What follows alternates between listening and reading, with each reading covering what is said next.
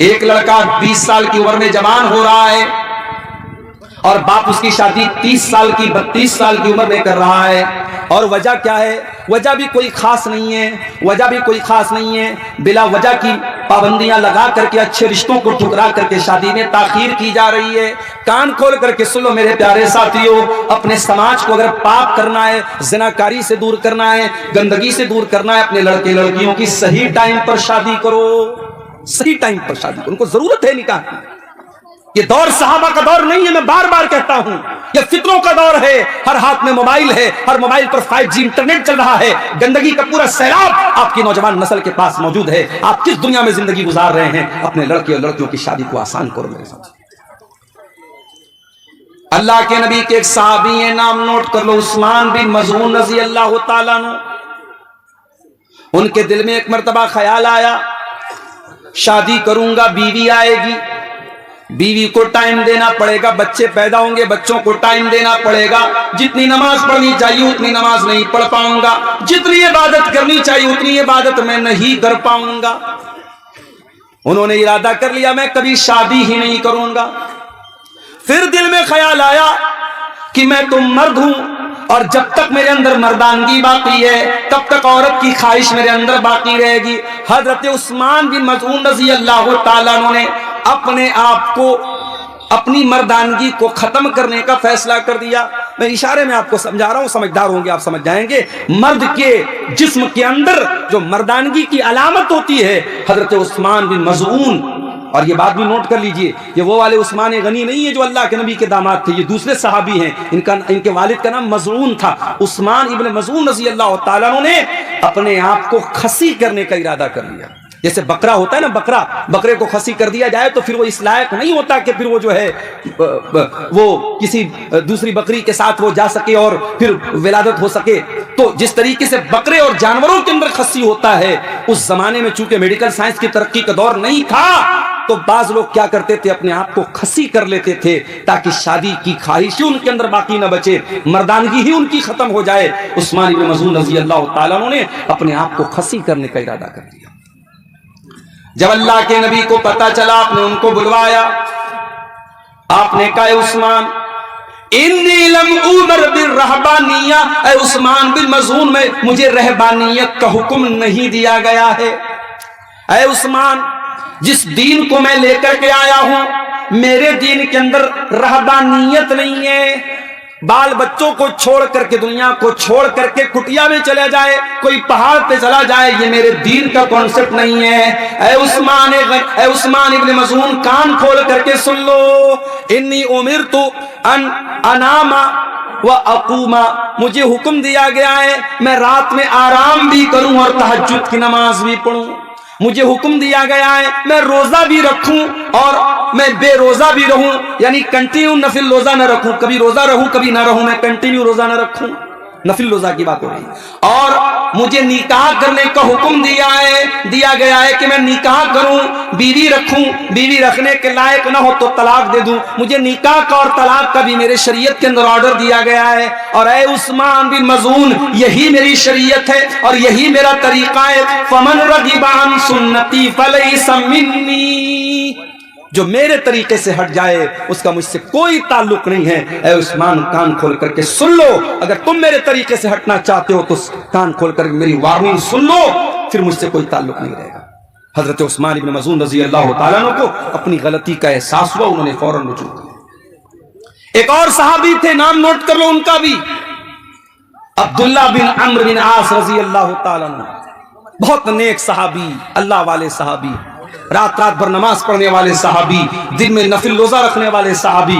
شادی ہوئی، بیوی کے پاس جا ہی نہیں رہے ہیں، بیوی کے پاس جا ہی نہیں رہے، بیوی کا حق ہی ادا نہیں کر رہے ہیں۔ بہو کو سسر نے دیکھا، 3-4 دن کے بعد بہو کا چہرہ اترا ہوا ہے، بہو نے بال بھی کنگھی نہیں کیا ہے۔ سسر نے پوچھا بھئی کیا بات ہے، تیری نئی نئی شادی ہوئی ہے، تو ایسا حلیہ کیوں بنا کے بیٹھی ہے؟ کہا کہ ابو، آپ کے بیٹے کو مطلب ہی نہیں ہے مجھ سے، رات میں نماز پڑھنی ہے، دن میں روزہ رکھنا ہے، ان کو تو بس روزہ رکھنا ہے، نماز پڑھنا ہے، ان کو بیوی سے کہاں مطلب ہے۔ سسر سمجھ گئے کہ مسئلہ کیا ہے، لیکن بہت ساری باتیں باپ ڈائریکٹ بیٹے سے نہیں بول سکتا، حضرت عبداللہ کے والد جو تھے عمرو بن عاص، وہ بھی بہت بڑے صحابی تھے، انہوں نے آ کر کے اللہ کے نبی سے کہا کہ اللہ کے نبی ایسا ایسا معاملہ ہے، میری بہو نے اشارے میں بتایا ہے کہ میرا بیٹا اپنی بیوی کی ضرورتیں پوری نہیں کرتا ہے، اے اللہ کے رسول آپ میرے بیٹے کو بلا کر کے سمجھائیے۔ اللہ کے پیارے نبی نے حضرت عبداللہ کو بلوایا، آپ نے کہا عبداللہ مجھے پتا چلا ہے کہ تم رات بھر نماز پڑھتے ہو۔ وہ کہا ہے اللہ کے نبی بالکل صحیح بات ہے۔ اے عبداللہ مجھے معلوم ہوا ہے تم کنٹینیو لگاتار نفل روزہ رکھتے ہو۔ ہاں اللہ کے نبی یہ بھی بالکل صحیح بات ہے، میں روزہ بھی رکھتا ہوں، میں رات بھر نماز بھی پڑھتا ہوں۔ آپ نے کہا اے عبداللہ ان لعینک علیک حقا وان لجسدک علیک حقا وان لزوجک علیک حقا۔ اے عبداللہ تیری آنکھوں کا بھی تیرے اوپر حق ہے، تیرے شریر کا بھی تیرے اوپر حق ہے، تیری بیوی کا بھی تیرے اوپر حق ہے، تیرے مہمان کا بھی تیرے اوپر حق ہے، اور تیرے رب کا بھی تیرے اوپر حق ہے۔ اے عبداللہ سب کا حق ادا کرو، رات میں نماز بھی پڑھو اور آرام بھی کرو، بیوی کا حق بھی ادا کرو، دن میں کبھی روزہ رکھو کبھی مت رکھو، کنٹینیو لگاتار نفل روزہ نہ رکھو۔ اے عبداللہ یہ میرا طریقہ، اس کو فالو کرو۔ اسلام اتنا پیارا دین ہے میرے پیارے ساتھی، اسلام میں آپ سے یہ نہیں کہا گیا کہ آپ عورت سے دور ہو جائیں۔ اللہ کہہ رہا ہے زُيِّنَ لِلنَّاسِ حُبُّ الشَّهَوَاتِ، لوگوں کے دل میں عورت کی محبت ڈالی گئی ہے، عورت کی ضرورت پڑے گی تمہیں، اور اسی لیے اسلام نے تم کو نکاح کا حکم دیا ہے۔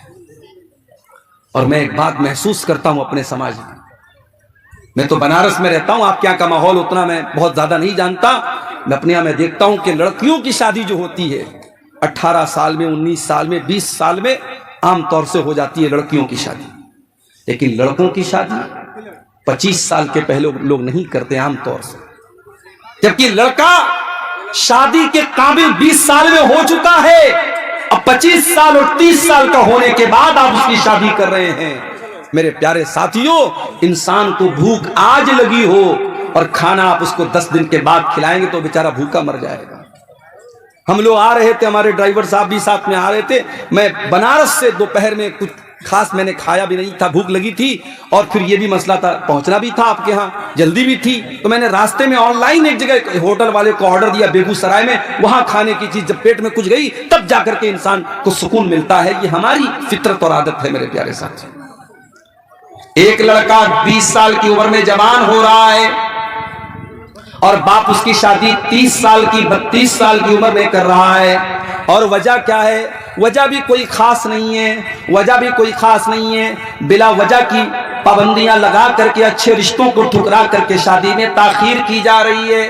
کان کھول کر کے سن لو میرے پیارے ساتھیوں، اپنے سماج کو اگر پاک کرنا ہے، زناکاری سے دور کرنا ہے، گندگی سے دور کرنا ہے، اپنے لڑکے لڑکیوں کی صحیح ٹائم پر شادی کرو، صحیح ٹائم پر شادی کرو، ان کو ضرورت ہے نکاح کی۔ یہ دور صحابہ کا دور نہیں ہے، میں بار بار کہتا ہوں، یہ فطروں کا دور ہے، ہر ہاتھ میں موبائل ہے، ہر موبائل پر 5G انٹرنیٹ چل رہا ہے، گندگی کا پورا سیلاب آپ کی نوجوان نسل کے پاس موجود ہے۔ آپ کس دنیا میں زندگی گزار رہے ہیں؟ اپنے لڑکے اور لڑکیوں کی شادی کو آسان کرو میرے ساتھ۔ اور شادی کی بات آئی ہے تو کان کھول کر کے ایک بات اور سن لیجیے۔ آپ کے اسی علاقے کو کچھ لوگوں نے مجھے بتایا، مولانا ذرا اس پر بھی آپ بولیے گا، ہمارے یہاں شادیوں میں ڈی جے بجتا ہے، مسلمان کی شادی میں ڈی جے بج رہا ہے، ناچ گانا ہو رہا ہے، یہ شرم کی بات ہے میرے پیارے ساتھی، اور یہ اس پبلک اور اس عوام کے لیے بھی شرم کی بات ہے، اور جس نکاح میں ڈی جے بج رہا ہے اس نکاح میں نکاح پڑھانے والے مولوی کے لیے بھی شرم کی بات ہے۔ ہمارے بنارس میں بھی ایک دور تھا جب شادیوں میں بینڈ باجا بجتا تھا، لیکن علماء نے مل کر کے آپس میں طے کیا کہ جہاں شادی میں بینڈ باجا بجے گا ہم نکاح نہیں پڑھائیں گے، ہم شامل نہیں ہوں گے۔ سارے علماء جب متحد ہو گئے، قوم کی اتنی ہمت نہیں تھی سارے علماء سے پنگا لے سکے، آخر حالات بدلے اور آج بنارس میں آپ چلے جائیے، ٹھیک ہے اور برائیاں آپ کو ملیں گی، مگر شادی کے پر کہیں بھی آپ کو مسلمان کی شادی میں کہیں بینڈ باجا اور ڈی جے وغیرہ نہیں ملے گا۔ عجیب و غریب بات ہے میرے بھائی، مسلمان کی شادی میں بینڈ باجا بج رہا ہے، ڈی جے بج رہا ہے، مسلمان کی شادی میں ہلدی کی رسم ہو رہی ہے، مسلمان کی شادی میں تلک کی رسم ہو رہی ہے، مسلمان کی شادی میں منگنی کی رسم پہ دعوتیں ہو رہی ہیں۔ اللہ کے واسطے میرے پیارے ساتھیوں، امت بہت پریشان ہے، उम्मत बहुत परेशान है, उम्मत के कितने बच्चे भूख से मर रहे हैं, उम्मत की कितनी बेटियां गुर्बत की वजह से उनकी शादियां नहीं हो रही हैं, उम्मत के कितने टैलेंटेड बच्चे पैसा न होने की वजह से अपनी तालीम छोड़ रहे हैं। अगर आपके पास पैसा बहुत ज्यादा है, पैसा खर्च करने के बहुत रास्ते हैं, निकाह को आसान करो मेरे प्यारे साथियों। मैं हैदराबाद भी तकरीर करने गया था, वहां पर भी मैंने कहा हैदराबाद में शादी होती है, एक एक शादी में 20-20 तरीके का खाना बनता है। मैंने वहां पर भी कहा एक तरीके का खाना बनाओ मेरे भाई, 19 तरह का 20 तरीके का खाना ना बनाओ, एक तरीके का खाना बनाओ, 100 लोगों को खिला दो, जरूरी नहीं 1000 लोगों को खिलाया जाए। शादी को आसान करो, सिंपल करो। अल्लाह के प्यारे नबी ने फरमाया इन्ना आज़मन निकाही बरकतन इसरुहु मऊनतन, सबसे ज्यादा बरकत वाला निकाह वो है जिसमें सबसे कम खर्च किया जाए। आपने ये भी फरमाया इज़ा खतब इलैकुम मिम्मन तरदौन दीनहु व खुल्क़हु, जब तुम्हारी लड़की के लिए ऐसा रिश्ता आ जाए, लड़का दीनदार है, लड़का बाखलाक है, फज़व्विजू, तो तुम अपनी लड़की की शादी उससे कर दो। हमारे यहाँ तो नहीं साहब, हम शेरशाबादी हैं तो शेरशाबादी में ही करेंगे, हम अंसारी हैं तो अंसारी में ही करेंगे, हम शेख हैं तो शेख में ही करेंगे। ये बिरादरीवाद कहां से आया मेरे भाई? जब हम ये अकीदा रखते हैं सब आदम की औलाद हैं, सब हव्वा की औलाद हैं और एक ही फैमिली और एक ही परिवार से निकले हैं, तो फिर कौन ऊंचा कौन नीचा और कौन फला बिरादरी कौन? ये बिरादरीवाद की बुनियाद पर अपने आप को आपने ऊंचा समझ लिया। आज कितनी जगहों पर बिरादरी की वजह से रिश्ते नहीं हो रहे हैं और बिरादरी की वजह से जवान लड़कियों की जिंदगी बर्बाद हो रही है। मेरे पास लखनऊ की एक लड़की का मैसेज आया फेसबुक के ऊपर, उसने कहा मौलाना मेरे लिए दुआ कीजिए। मैंने कहा क्या मसला है? उसने कहा मैं कुरैशी बिरादरी से ताल्लुक रखती हूं।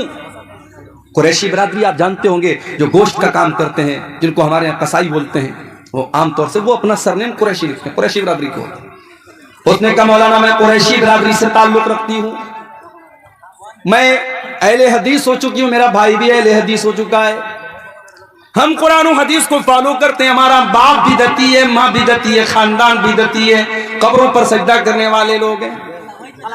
मैं चाहती हूं मेरी शादी ऐसे घर में हो जहां कुरान और हदीस पर अमल होता हो, शिर्क ना होता हो, बिदत ना होती हो। लेकिन मेरे बाप का कहना है कि मैं कुरैशी ही बिरादरी में करूंगा और मुझे पूरे लखनऊ के अंदर कोई कुरैशी बिरादरी का ऐसा इंसान नजर नहीं आता, कोई ऐसा रिश्ता नहीं मिलता जहां कुरान और हदीस पे चलने वाले लोग हों। वो लड़की बेचारी अपना दर्द पेश कर रही थी और मेरे पास उसको सिवाय तसल्ली देने के मेरे पास कोई अल्फाज नहीं थे। ये हालात हमारी कौम के हैं, कितनी बिरादरियां हैं जिसमें हमारे अहले हदीस भाई और बहन कम हैं और उनके लिए रिश्ते की बात आती है तो खानदान और बिरादरी का दबाव होता है कि आपको बिरादरी के अंदर ही करना है। ये बिरादरीवाद कहां से आया मेरे प्यारे साथियों? हमें और आपको इसकी जड़ों को भी तोड़ने की जरूरत है। जब हम ये अकीदा रखते हैं या अय्युहन्नास इन्ना खलकनाकुम मिन ज़करिन व उन्सा व जअलनाकुम शुऊबन व क़बाइल लितारफू, ऐ लोगो तुम एक माता पिता की औलाद हो, एक माँ बाप की औलाद हो, आदम और हव्वा की औलाद हो, व जअलनाकुम शुऊबन व क़बाइल, तुम्हारी बिरादरियां अलग अलग हैं, तुम्हारे कबीले अलग अलग हैं। ये इसलिए नहीं है ताकि तुम एक दूसरे के ऊपर फख्र करो, लितारफू, ये तो जान पहचान के लिए ये सरनेम बनाए गए, ये बिरादरियां बनाई गई, ये बस जान पहचान के लिए बनाई गई, इनकी बुनियाद पर कोई किसी के ऊपर फख्र नहीं कर सकता है। शादी ब्याह में आज बिरादरीवाद ने भी मेरे प्यारे साथियों बहुत नुकसान किया है सुन्नत का।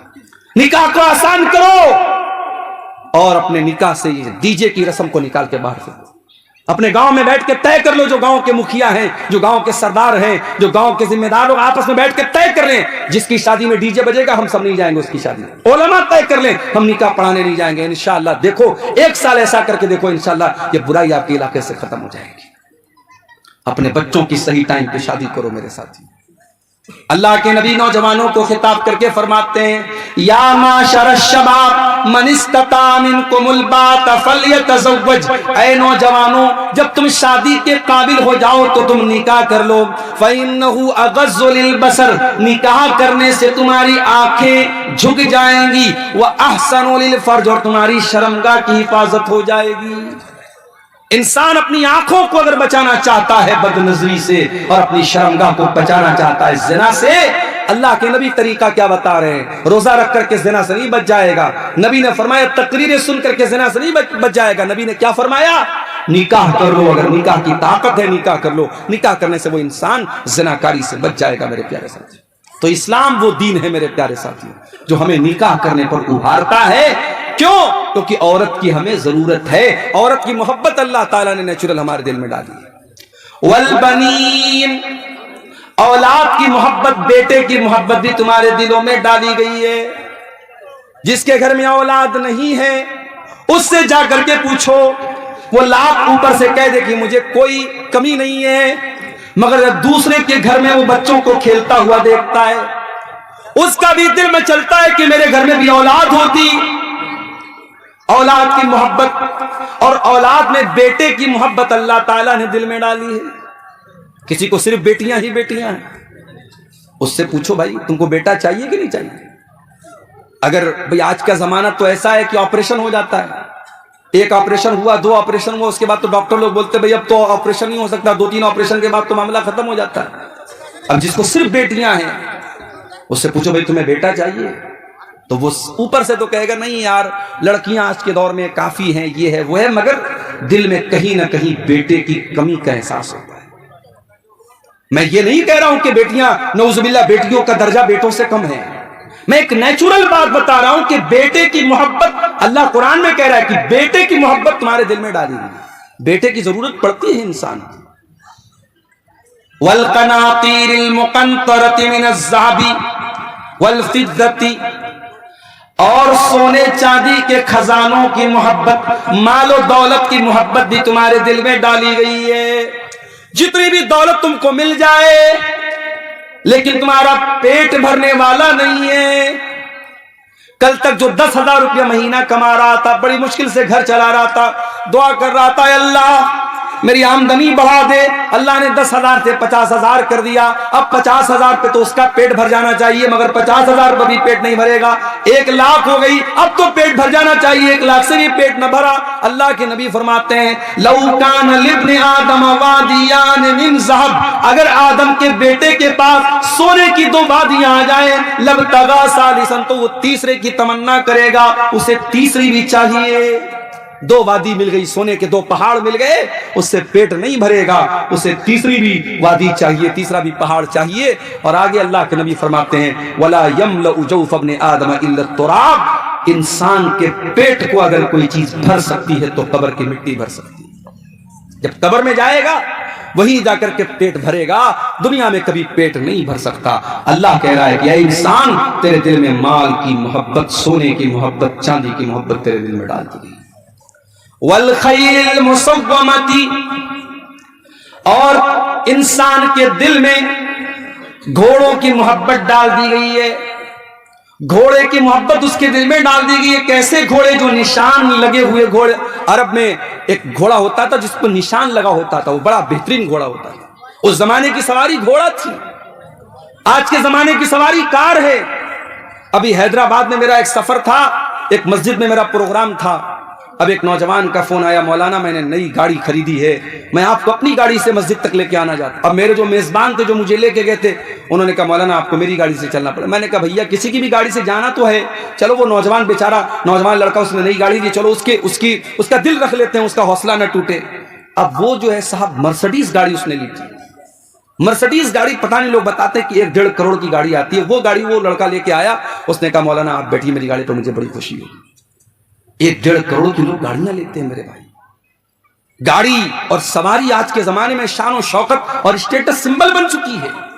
اللہ نے کہا کہ تمہارے دلوں میں ہم نے ڈالا ہے گھوڑے کی محبت۔ اس زمانے کی سواری گھوڑے تھی، آج کے زمانے کی سواری کار ہے، آج کے زمانے کی سواری بائک ہے۔ ہمارا نوجوان لڑکا بلٹ اس کے ہاتھ میں آ جائے اور گاؤں میں جب بلٹ چلاتا ہے ایسا تیزی سے، وہ بلٹ تو کھڑ کھڑ کھڑ کھڑ آواز دیتی ہے اور ہارن اس کا بجتا ہے، پورے گاؤں میں جو ہے اپنا وہ دبدبا قائم کرتے ہوئے گاڑی سے نکلتا ہے، بائک سے نکلتا ہے، 4 ویلر سے نکلتا ہے۔ تو انسان کے دل میں، اس کے سینے میں اللہ تعالیٰ نے سواریوں کی محبت بٹھائی۔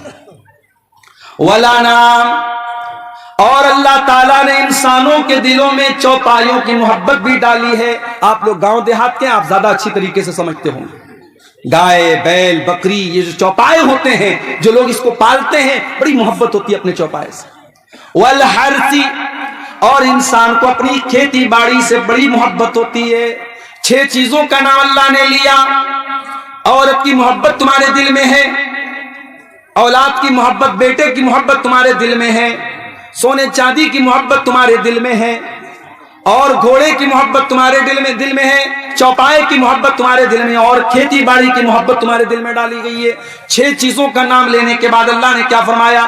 ذالک متاع الحیات الدنیا واللہ عندہ حسن المآب.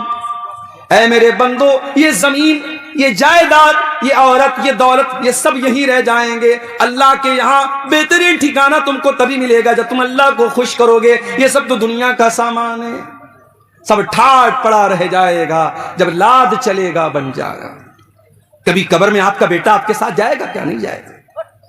آپ کا بیٹا آپ سے بہت محبت کرتا ہے, آپ مر جائیں گے, آپ کا بیٹا آنسو بہائے گا, روئے گا, آپ کی تعریف کرے گا.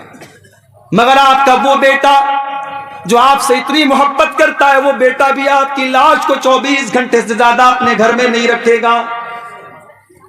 24 گھنٹے کے اندر کفنائے گا, مولوی صاحب کو بلائے گا, جنازے کی نماز پڑھوائے گا, آپ کو کفن کی 3 چادروں میں لپیٹ دے گا, اور آپ کو قبرستان لے جا کر کے قبر کے حوالے کر دے گا.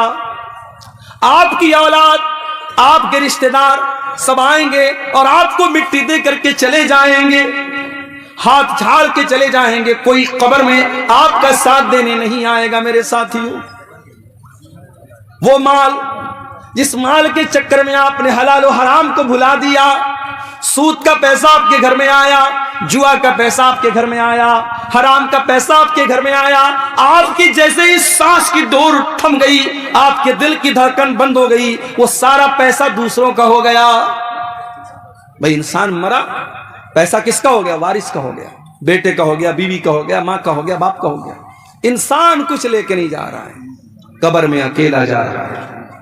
قبر میں نہ مال آپ کے کام آیا, نہ بچے آپ کے کام آئے, نہ بیوی آپ کے کام آئی, کوئی کام نہ آیا.